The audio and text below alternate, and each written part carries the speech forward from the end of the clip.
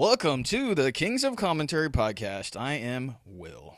And I'm Randall. And today we are going to talk about Siri Kills Everyone 2019. Yeah. Child Split 2019. My goodness. Before we really get into it, I mean there are things there's a it I mean, I'm glad I got to hang out with you that night. I mean, Speechless. But yeah, I have some thoughts that I know that we're gonna get into later, but yeah, not the most memorable film of the year for me at all. Yeah, but you know, there are some memorable trailers that we've seen. Yeah, and in my opinion, they're all crap. Mm-hmm. So, but maybe it's different for Randall. I wouldn't bet too much on that, but I mean, what was the first one that we watched? Angel Has Fallen. Jesus Christ. So Angel Has Fallen is the third movie in the Fallen series with Gerard Butler. Yeah. You have Olympus Has Fallen, London Has Fallen, and now Angel Has Fallen. Mm-hmm. And you know, he's like John McClane in that series. Mm-hmm. It's what the true Die Hard 4 should have been, with, you know, John McClane saving the president. Mm-hmm. But I didn't think that they would make a third movie. Mm-hmm. And after watching the trailer, I kind of wish they didn't make a third movie.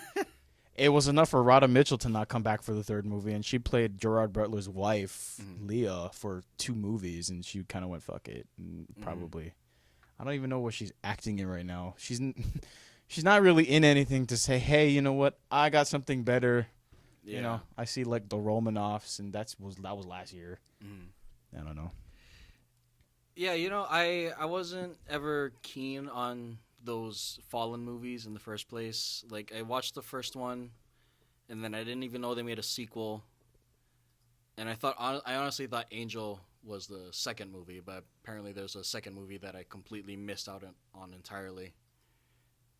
So I'm not even, I'm not a big fan of those films in the first place.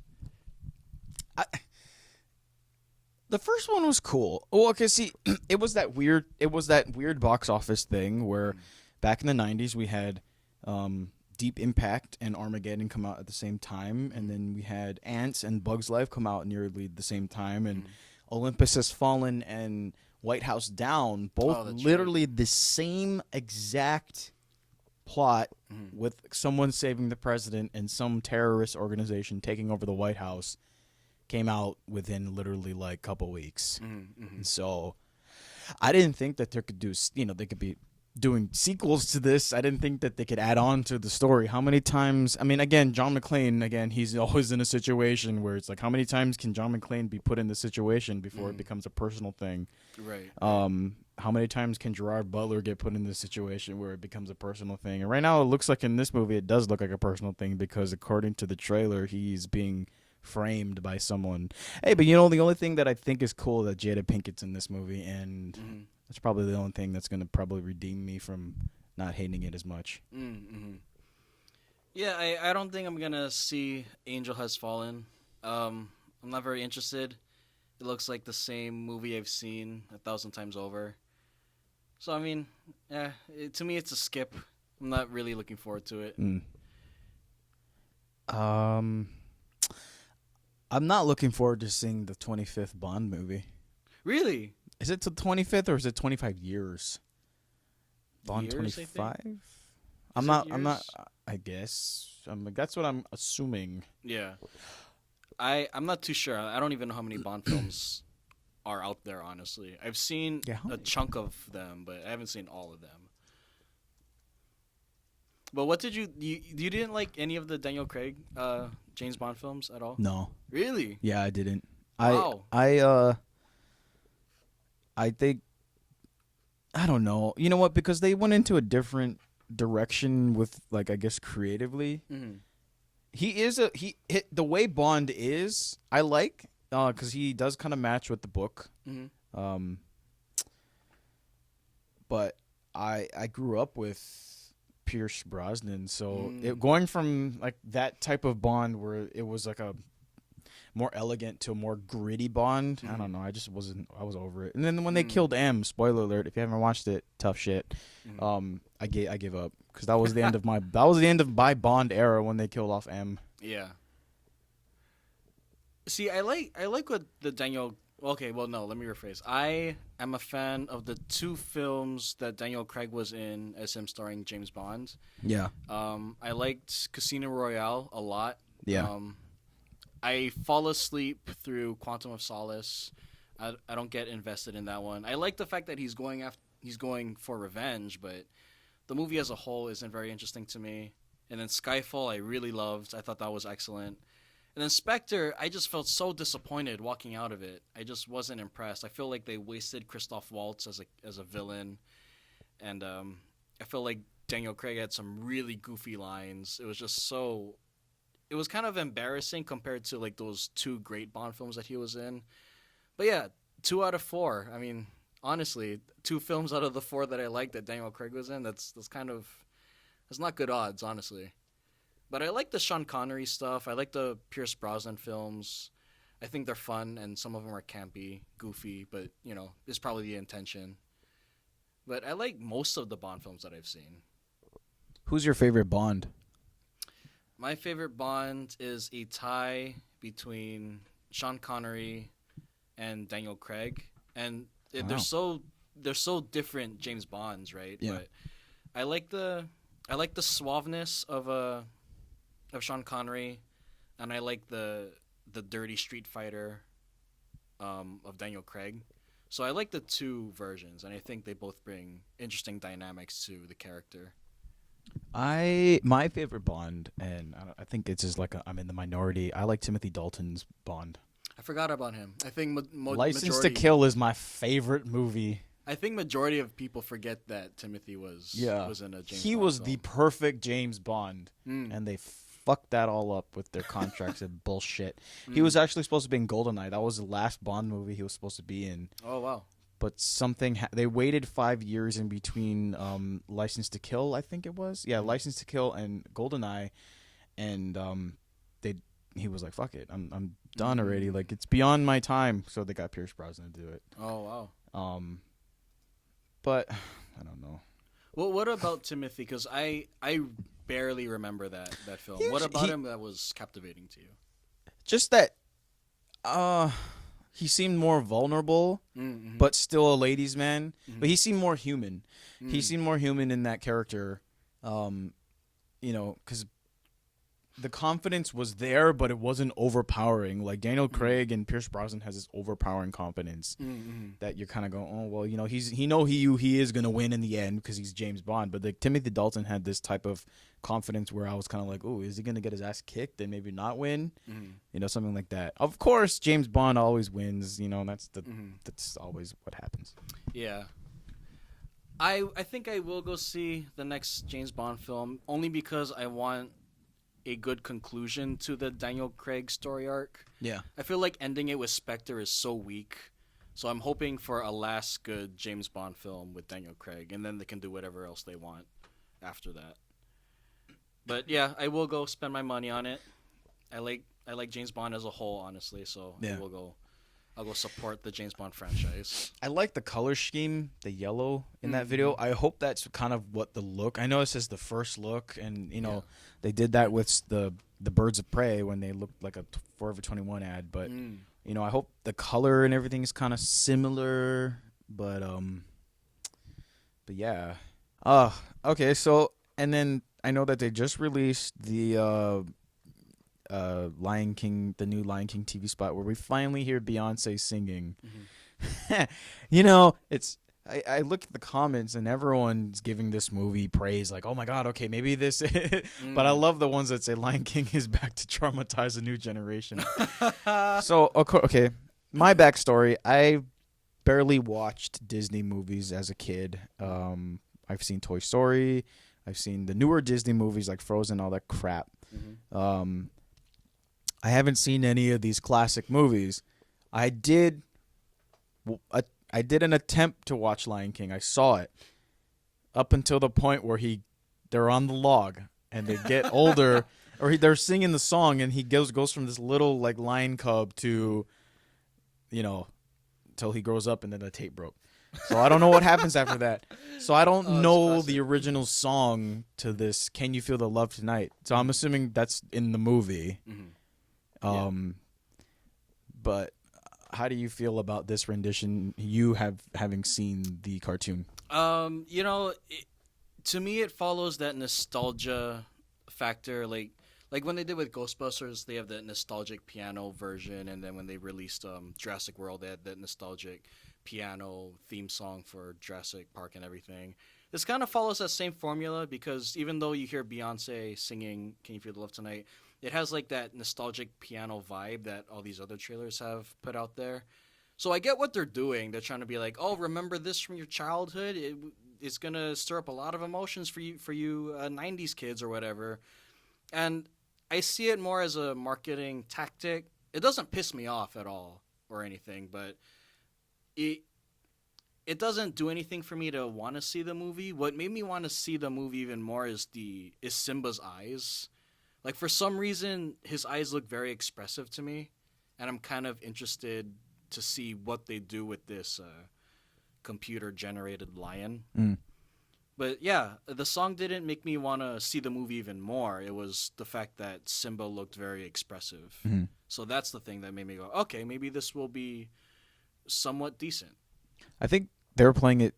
Well, from the very beginning, they started correct. They did the correct wave. They pull on the heartstrings of nostalgia of the audience when they released the first trailer, and it had that song of the Lion King. Of course, Aladdin didn't take that route when they first did it, which they should. Maybe they should have played on the nostalgia base, and I think Disney's learned that maybe that's the route for them to go with them releasing this TV spot. I know that the guy dies, Darth Vader dies, and then, but okay, so that's the problem I'm gonna have. I don't even want to watch it in theaters because I was sad as a cartoon. Yeah. As I'm a 27-year-old, I'm like, I probably would have been traumatized as a kid, but now these fucking things look like real lions, and we're gonna see a real lion die. Yeah. I know it's not a real lion.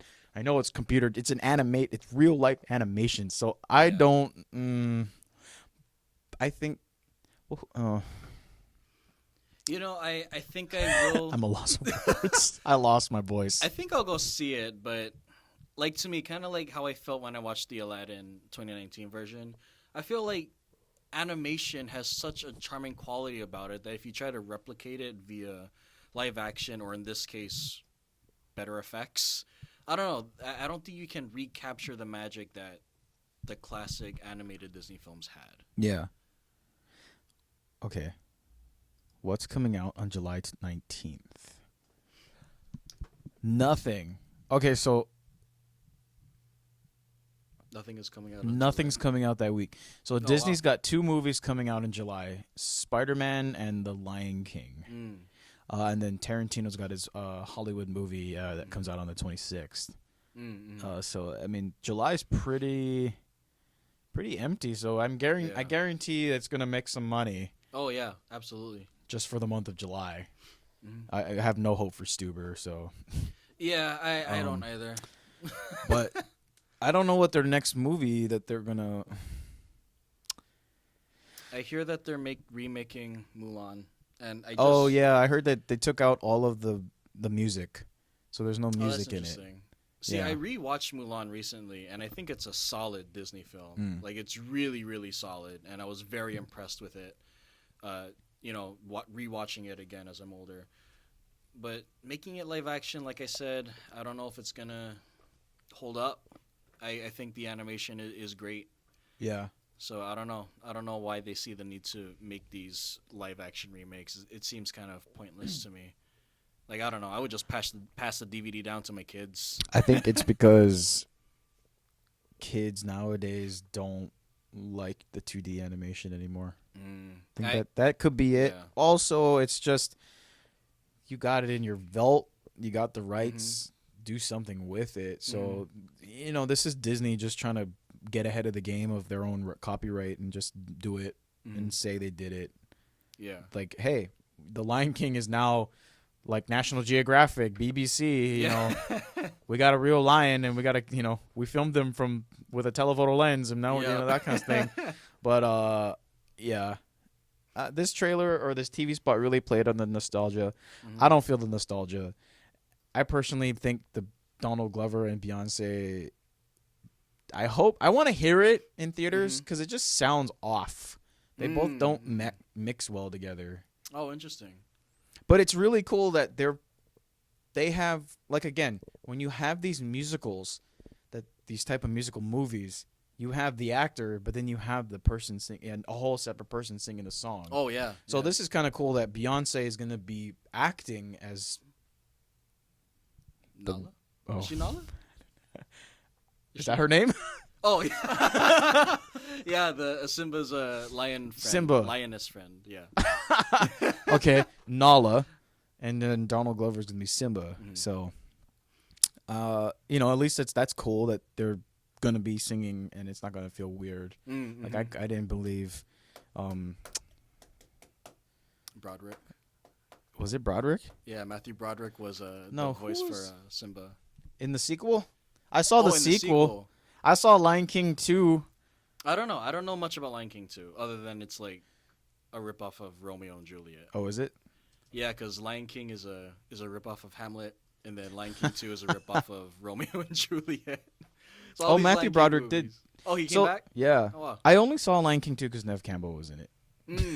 Oh, who is she? She plays Simba's daughter. What? I didn't know that. Oh, okay, that's really cool to know. I can't find it anywhere. I have no idea how I watched it. I think maybe it was on TV. Disney Channel used to play it a lot. That's how I watched Lion King 2 when I was small. And then, the library had it too when I was young. Oh, yeah. But yeah, speaking of remakes. Yeah.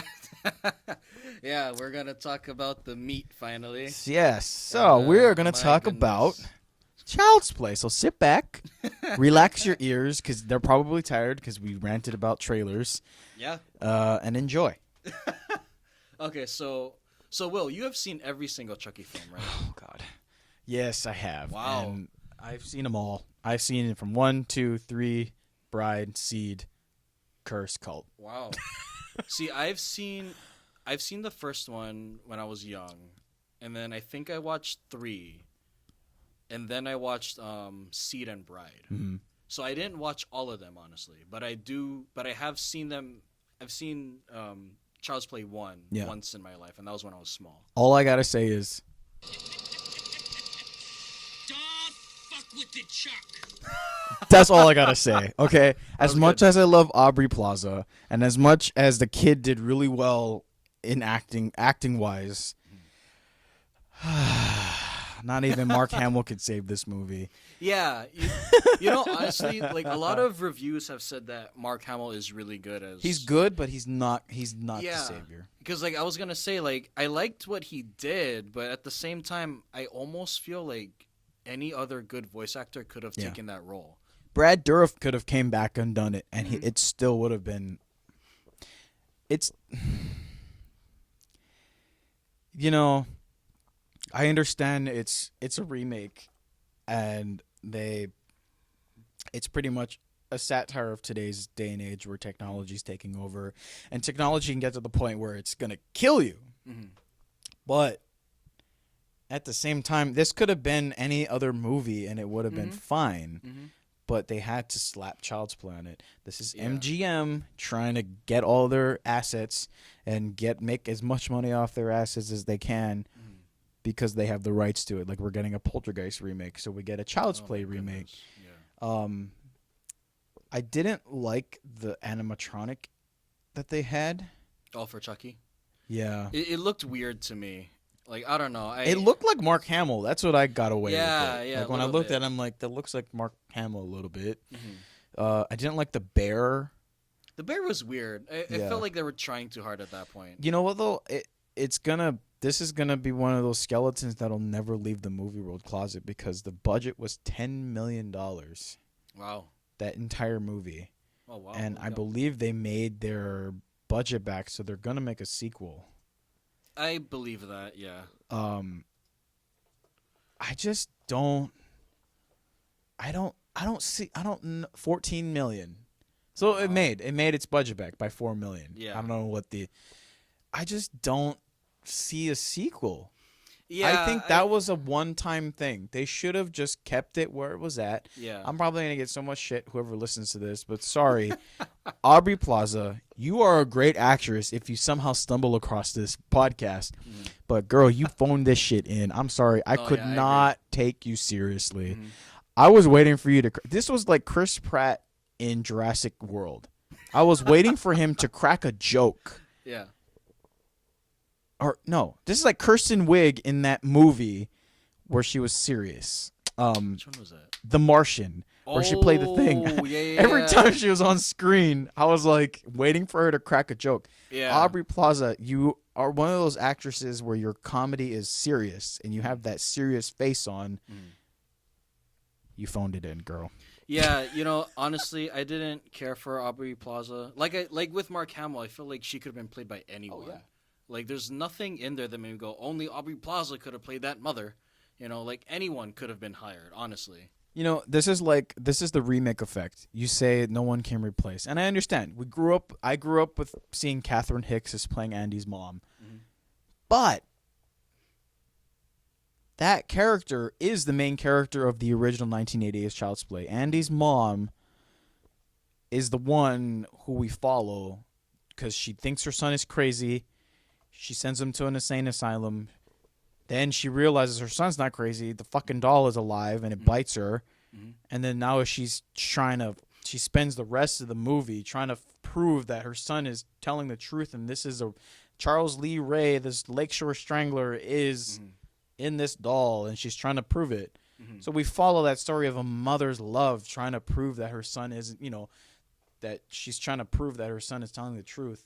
But in this one, we get the It effect or the Stranger Things effect where we follow a bunch of kids. Yeah. And they take over and they're in charge. And again, James Cameron did not put a gun in John Connor's hand because he didn't feel that John Connor needed a gun and he doesn't like seeing kids, with weapons. And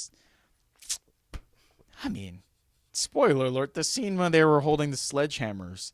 First of all, I fucking can lift 50 pounds, but I lift a sledgehammer and I cannot swing it that easy. Yeah. So that was not believable. It really looked like they were holding something made out of paper. Plastic. And the director was like, okay, hit it. But Yeah. then he forgot, like, oh, wait, there's weight to these weapons.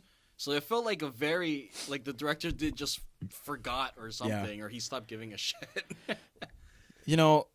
I felt pathos for Chucky. First of all, when he said Han Solo, Oh, my God. and then, okay, I don't, spoiler alert, if you haven't watched it, sorry, but the kid goes, I'm going to call you Han Solo, and then it, like, glitches and comes up with Chucky. Yeah.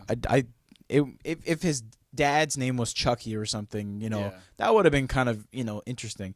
But I had pathos for the damn doll more than the kid, because technically Chucky was a baby.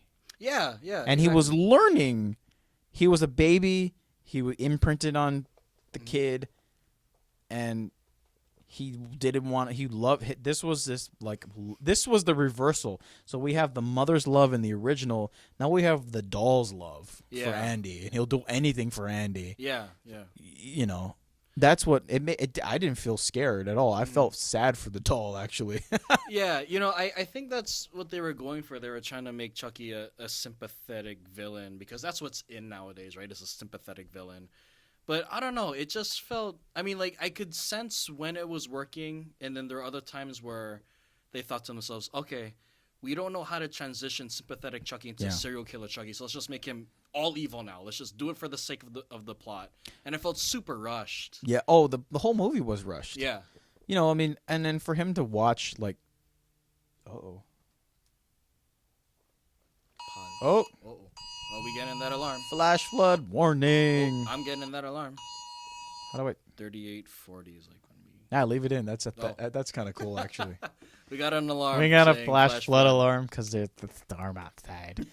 Oh, hey, didn't it rain in Child's Play? Where's Chucky? Chucky, where you at, boy? It did, right? It did. Rain? It rained.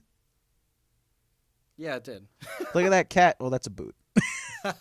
Someone left their shoes on the Look at sidewalk. that cat. I didn't like that he learned. I mean, it was weird that he learned. They were watching Texas Chainsaw, the shitty one. Why didn't they watch the original? They must have only had the rights to Yeah. that one. And 'Cause that's that how was he. a sequel, right? That wasn't original. No, that wasn't the original. So they probably didn't have the rights to it. I bet you that was an Orion film. I didn't like that. That's where he learned it. He learned the killing. Or like when Andy stabbed the thing in the thing, and that's kind of how he learned how to hold a knife. I think that was again. It was a baby. Chucky was a baby learning these things, and I thought this was gonna be. They had described this movie as Siri come to life and killing you, but instead it was Siri being so obsessed and wanting to love you and only you, and no one else can have you. It's like. That's not scary. That's kind of dumb. Yeah, I agree. I thought it would be different, but I felt like they were onto something, but then they just decided to rush these events and they kind of threw it out the window. Like that's why I felt like Chucky was a little bit inconsistent because I got what they were doing, but then the plot was like, or the movie itself was like, okay, we need to wrap things up, so let's just make him evil now. And then he was like straight up evil, and I was like.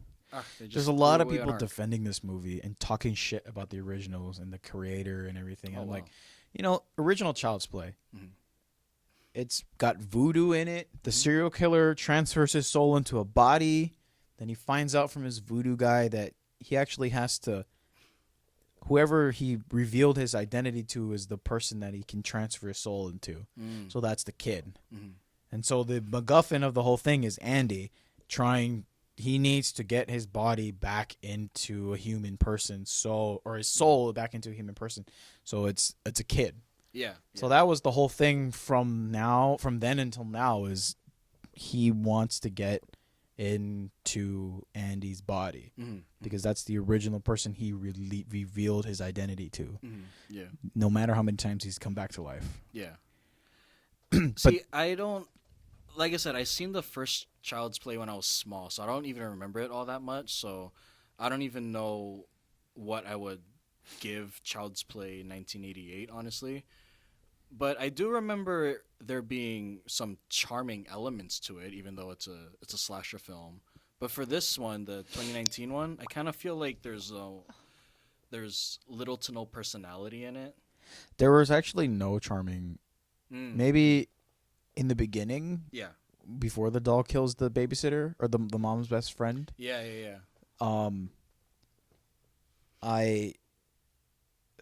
Child's Play 1988 was a different. They played it off in a way where you think the kid is you think the kid is the killer. They never show him the doll until the very end of the movie, where he reveals himself in front of the fireplace. She's like, "I'm gonna throw you into the fire," and he's like, "You fucking bitch, you stupid slut," and he's like calling her all these words, and he bites her. We don't find out until like the last half of the movie that this guy is actually in a doll and it's a human being. But in this movie, there wasn't a. What in the world is that? God damn. Talking about Chucky, and now this place is like trying to. This is what happens when you talk shit. Yeah. Hey, but you know what? It's a free country. Yeah. We can talk shit as much as we want. Exactly. And this movie was shit. Even though I give them props. Okay, so they did it correctly. It was a $10 million budget. They didn't pull a Marvel and did like $100 million. That's what horror movies should be. Horror movies should be either 40 or under. Not even 40. Keep it low budget, and it'll come out good. Like I said, if this wasn't Chucky, and if the doll's name wasn't Chucky, and this movie was called Buddy Comes to Life, and the doll didn't look like Chucky, it probably would have done better. But I'm going against everything I say about remakes and how, just because Robin Williams was the genie and now Will Smith is, that's because whatever. Sorry, but Brad Dourif will always be Chucky, and that doll will always be Chucky. And this is just kind of like, I kind of hope they pull a Godzilla 2000 where it's like Chucky versus Robo Chucky. Oh, They would jump on that, Orion. You'd make so much money. yeah. Yeah. You know, like, so I read a lot of comments, and I kind of sensed this too when I was first watching the movie. It said that the movie was very self-aware, and it was almost like a satire of the whole Chucky genre, I guess.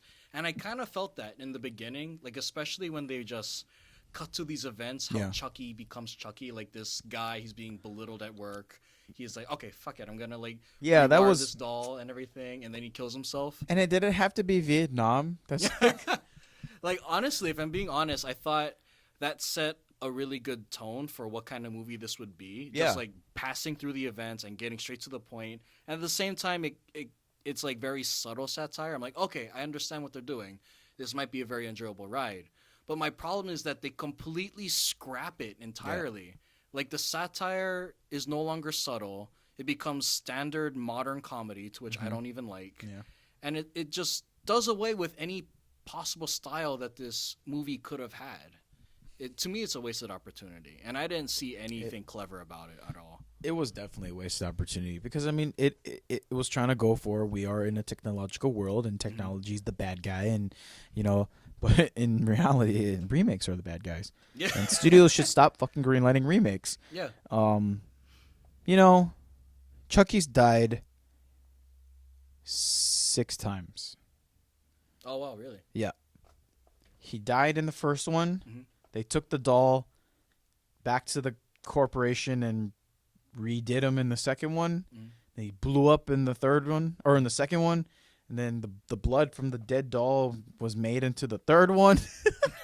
Then he got thrown into a fan in the third one.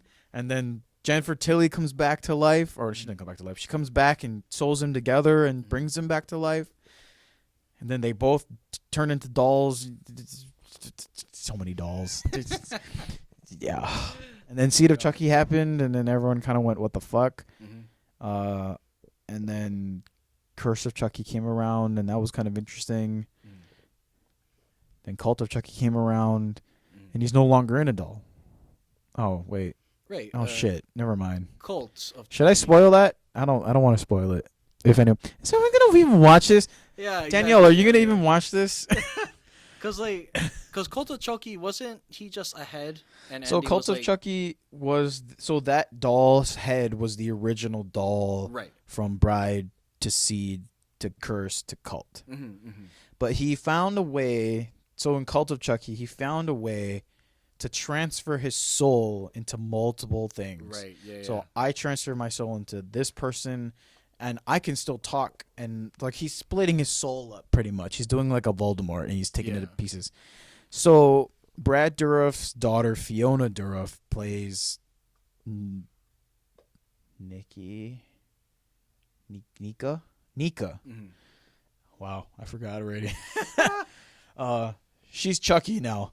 Yeah. He transfers her soul into the girl, and then they get some like girl-on-girl action outside at the end of the movie. Now we're gonna get a TV series. So you have this world that everyone's like, no, you know, I'm shitting on the remake. It was good in its own, but it's a remake, and they attempted to do it, and they didn't. It didn't feel like a Chucky movie. But you have these people who are looking at the original series, and they're saying, no, fuck that. Don Mancini's fucked with this series. We don't, you know, he didn't create Chucky. It's like he wrote the script. It's like, no, Tom Holland created Chucky, la la la la la. And it's like, bruh, he's been writing these movies since day one. And its franchise is still alive, and he's doing it in a way where he's taking it a new and fresh take on it. And now there's going to be a TV series. It's going to be an anthology Child's Play series. So the series is still, the original franchise is still going strong. Even though there's some people out there who go, well, it's crap, it's straight to DVD. There's a lot of movies straight to DVD that are still good. It's just, you know, you don't have the budget to release it worldwide. And then you have a remake coming around and saying, well, we're going to redo our own Child's Play. Yet when there's another one coming out. That's like, you know, if Robin Williams had just done Aladdin and they decide let's remake Aladdin live action and get a whole different cast. Yeah. You know what I mean? Yeah, definitely. Oh, I mean that's exactly what I mean. The cartoons are still fresh for people who've watched them, and now we have live action versions coming in and going, hey, we're gonna take over and do. And it's not erasing the original, but at the same time, it's kind of like, well, you have this thing that's still going. Why do it over? Yeah, that's true. I mean, my opinion, I know why, is because Orion, MGM, they probably are. They went through bankruptcy, and they're probably trying to profit off whatever properties they still have. Poltergeist remake. Fuck off. They better make a Poltergeist 4 or something.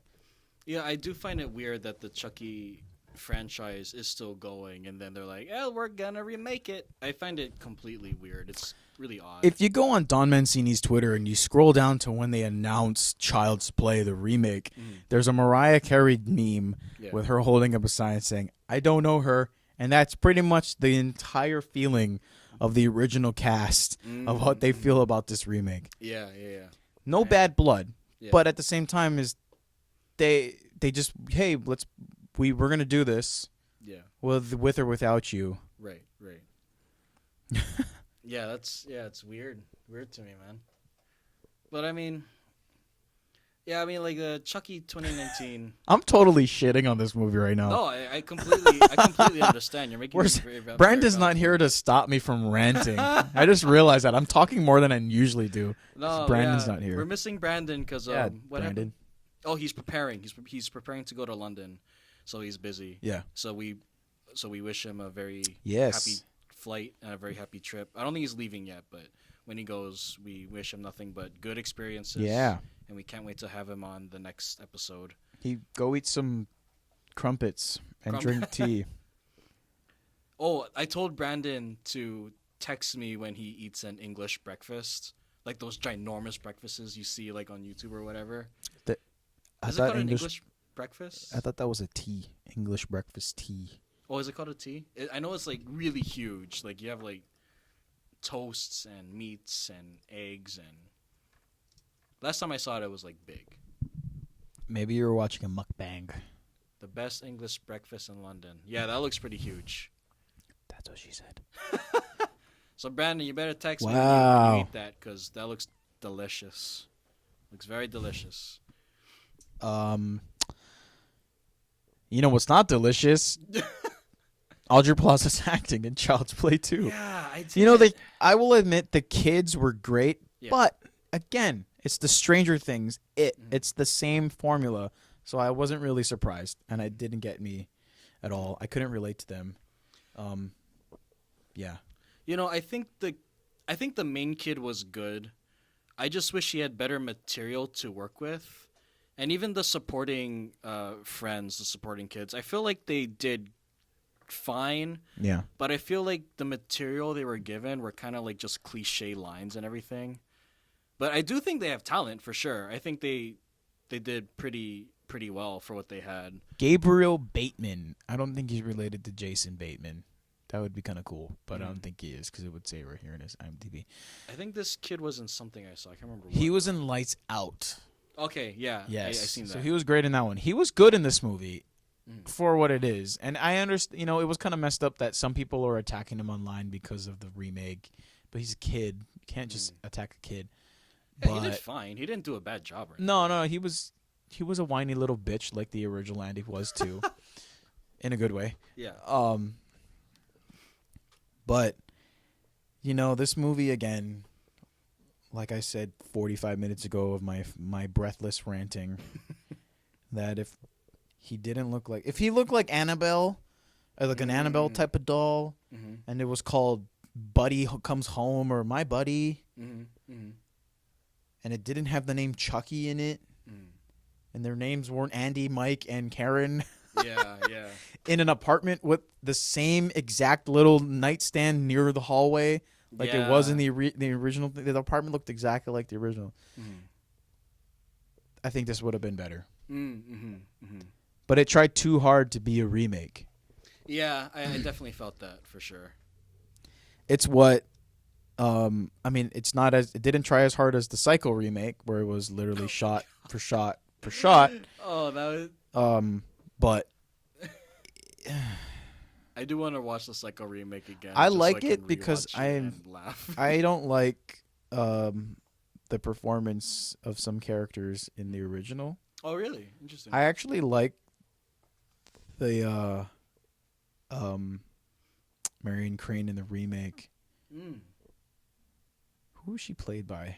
She played by the Can't former remember. lesbo chick. Yeah, I can't remember what her name was. I just remember Vince Vaughn, and I didn't like Vince That was dumb, and I wish they didn't do that. Yeah. Vince Vaughn as what is her name? Anne Heche. I actually liked her Marion Crane. Mm-hmm. Probably get a lot of crap whoever listens to this. You don't know movies. I gotta rewatch the remake because I rewatched the original and I think it's really damn good. See, the thing is, just watch the original because the remake is the same. Okay, Yeah. it's the same visually, but it's acting wise. If you actually look at it, the characters are all different. Marion Crane isn't as who she is in the original. Lila Crane isn't. She's more aggressive. She's like the tomboy. Viggo Mortensen, he's Sam Loomis, and he's a little. The characters are more different acting wise, so that makes sense for the. It was a. I know it was like an art movie, and I don't know what his intention was for it, because he shot it for shot. Even the mistakes in the original. The way they did the effects in the original with rear projection, they did that. But the characters were their own, I think, when I watch them side by side. But for Child's Play, they missed the train on that one. They missed the Hogwarts. The Hogwarts Express left the fucking 3 and 4 trailer for the whatever the platform thing is. Yeah. It gone. They left. They're stuck. It's King's Crossing. So, yeah. What do you rate this movie, Randall? Honestly, for me, it's not the worst I've seen. It ain't the best by far, for sure. Oh, Jesus. Oh my god, I thought I fucking silenced my phone. Technology, man. They're mad that we're talking crap about the Chucky movie. So now they're out to get us. But I don't care because I'm giving Child's Play 2019 a 2-star out of 4-star. 2 stars out of 4 stars? Yeah. I'm gonna give it 2-star. Like I think for the most part it was bland, yeah. But it was like there was nothing piss poor about it that I saw. So for me, I'm giving it a 2. So like half. I'm giving the idea a 4 out of 4. The movie a 1 out of 4. Okay. Yeah.